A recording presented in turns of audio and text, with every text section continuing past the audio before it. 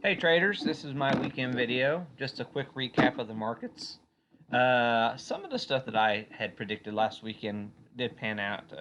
Not everything, so we haven't gotten the correction like I expected. I'm hoping for, but not quite yet. So we are seeing signs though that it's coming. So each week it's just getting a little bit better here. So we're starting December breaking below November's lows, in some of these indices. So just keep that in mind. It's always a good sign for a correction. The bears have the potential to take control here. So we've been waiting for this for a long time, so we'll see what happens, okay? So this is my weekly chart. It gives you an idea of the primary trend. We're coming into critical support. Not haven't even quite tagged it yet, so keep this one on watch on your weekly time frame. Now I take this down to the daily. This gives you some of my ideas here. Some targets that I got going on here. If we start breaking here, we do have a virgin point of control on our monthly webs. Okay, so on ESs we do have a virgin point of control below us. Typically, these virgin point of controls get tested and taken out. So still leaning to the bearish side because we haven't taken that out yet. So that is my first thesis coming in here. It looks like this line here is going to be very significant uh, resistance, actually. I know we're above it right now. I do not think this is support yet. So we got to see what's going to happen here. Maybe we're rocking ship it up to 5,000 next on the yeses. I don't know. We do have another stimulus hitting the markets. Unemployment's down. Supposedly retail sales are good. So I'm not saying the bull market's over with. All I am saying is the valuations on U.S. stocks currently are every bit as bad, if not worse, as they were back during the dot-com bubble. So just keep that in mind. That was back in around 2000. We had that, and when the dot coms imploded, it was horrible. Okay, and we got a similar situation based on some of these a lot of these valuations in the market. So keep that on watch going forward here. Now, if we come down, this view here with the channel view, you're looking around the 4100 area, and then you have another virgin point of control below us. That would take us all the way down to the 39, almost the 3900 area on that.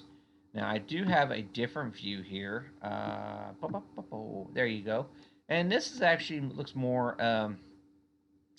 at the monthly closes. Okay, if we're supports and resistance. So what I am thinking here, we have not even completed this first pattern for a bear market signal. So bear market wave. So basically, we have a mini head and shoulders. This is your left head, and we have not even broken down away from that yet on the ESs. So we had to get confirmation, maybe this week, that we actually get that. So just keep that in mind going forward here. We're still above our quarter close here on the ESs. So it's still not the end of the world. We just got initial signs that we might be breaking down here. So, I mean, it looked horrible during the week. I mean, there was a lot of money to be made on the downside, but I don't know if that can last. One of the things that I was trading this past week, if I can find the chart, um, VXX, or I wasn't trading it, I was watching it. And if you go down on your daily time frame, okay, and I'll zoom in here, okay. So we came up to the quarter pivot. They pushed that up Friday into the quarter pivot, and almost within 15 minutes, completely got rejected and came down pretty hard here. So we have to be careful on our bearish bias here. Whenever you see a rampant, just complete capitulation in the VXX into the close, if you'd have been in calls, spy calls or something like that, 200-300% the last 45 minutes on those spy calls if anybody would have got in and caught that end of day bounce, because volatility got crushed into the close. As soon as they hit that quarter pivot, boom, they don't want to have anything more to do with it. So you have to still think that the bulls aren't dead, okay? So keep that in the back of your mind. The bulls just are not giving the sign that they're dead yet, okay? And so that's another thing. And then if you go down your weekly webs real quick here. I'm not going to do every one of these indices today because I'm going to run out of time. We're just barely, we're closing below that prior all-time high. This is a prior all-time high. It touched way over here. Um, and we broke out, and now we're back testing it. So we really don't have a capitulation breakdown quite yet, but it's close. Okay, so uh, so what you want to be looking is the completion of this pattern down to this virgin point of control because this has never been tested, and that would put you down to 4350 area somewhere around there. The 4300 actually be a nice little target. So this week, coming week, if things continue to get worse, 4300 would be a nice reasonable. And I have been saying 435 on SPY was my downside target. So I want to keep that on watch. The 435 on SPY. Okay. Go over here to the NQs real quick. Maximize. We'll go over here to. We'll start my channel view first. Long-term channel, and we'll go out here on 20 year. So basically, here's what we got going on the NQs. You see how this thing just absolute parabolic. We came down to that channel, tried to back test it. Now we're coming back in again. We're outside of yearly value into the last month of the year. Okay, we're value area high. You typically do not initiate longs. You know, if you're trying to do like a longer term swing long, this is the area you don't do that. You wait for prices to come back in to make long term investments, and the investments, you know, you don't typically do this, especially at the end of the year. Okay, so you know, there's going to be a lot of selling pressure in regards because of that. Okay, so keep this in mind. This is that trend that I was talking about. You know, that we are, you know, we've come out above. Looks like we might be coming back into.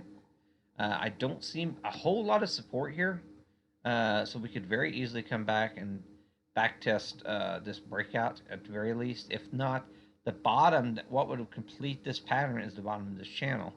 That would put us down around the 43,700 area or 13,700 area would put us back into this channel low.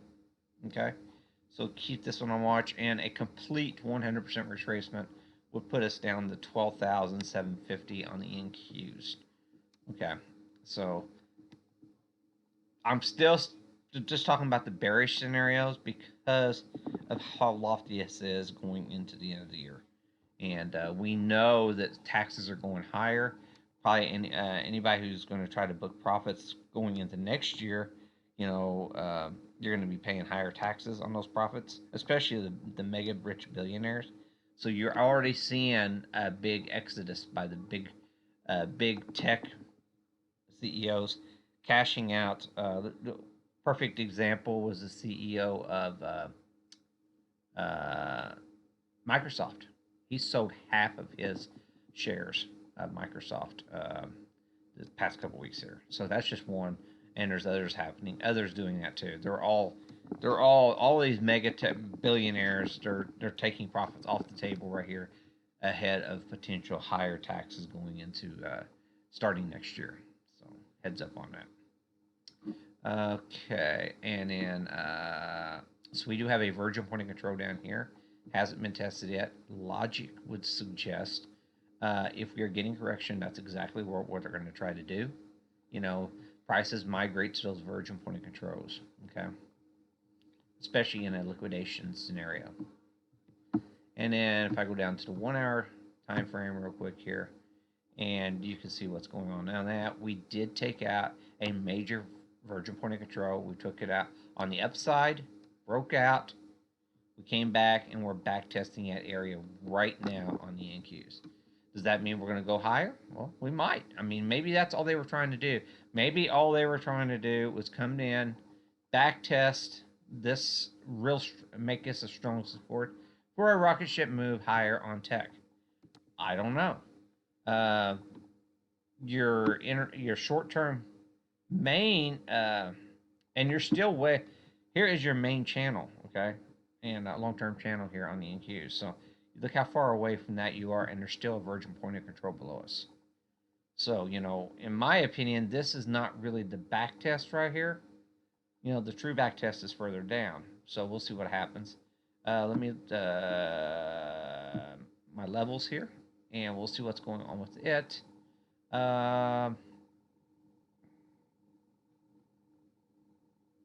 Okay, so what we've done here, we are at the August close, September open. Okay, so we're fighting the August close right here, right now on the NQs. Okay, so we want to keep that on watch going forward here, and I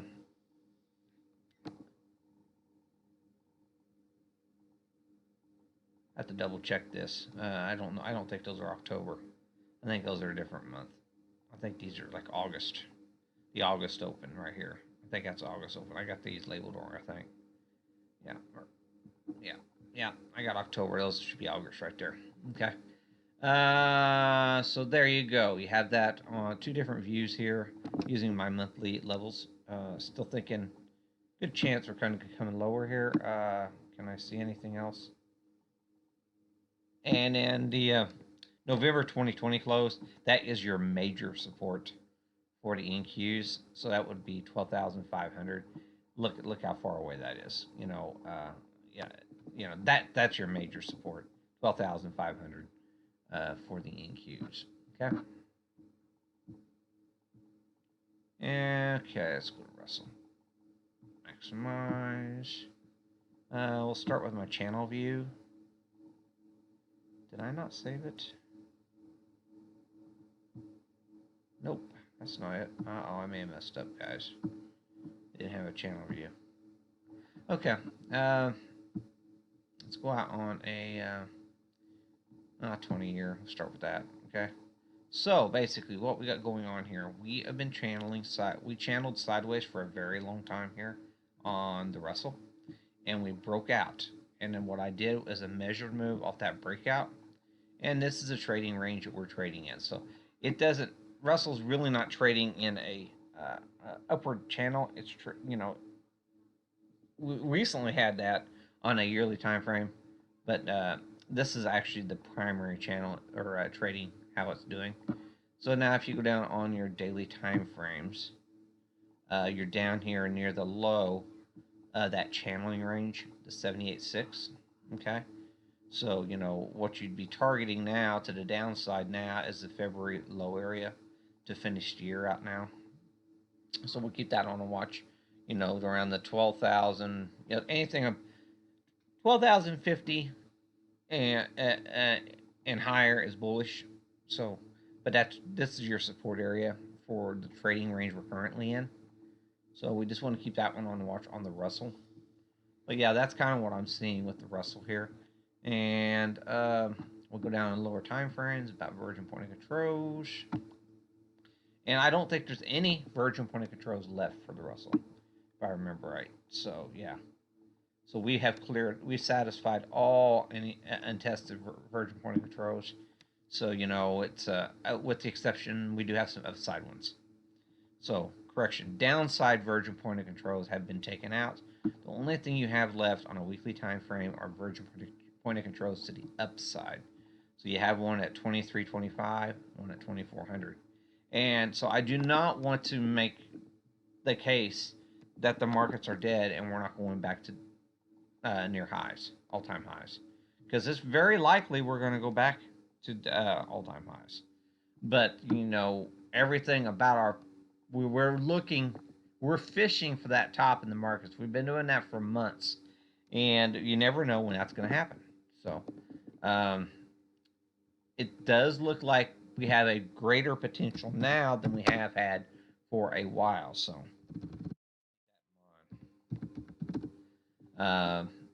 and see the diamonds now. We'll look at it real quick. I'm probably getting a little bit long on my video.